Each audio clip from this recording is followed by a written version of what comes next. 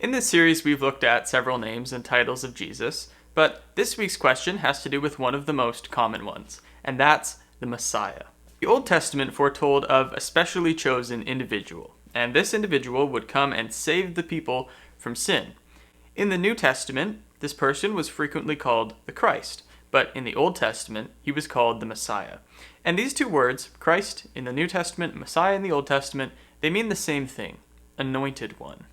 In biblical tradition, anointing was pouring oil over the head of a specially chosen individual to show that they had been specially set apart by God to do his work. And this was usually reserved for prophets, priests, and kings. So someone who was anointed was someone with a very special and God-given purpose. By calling Jesus the Messiah, it showed that Jesus was the specially chosen one that was talked about in the Old Testament. He was like a prophet because he taught God's words to the people. He was like a priest because he brought reconciliation between God and man.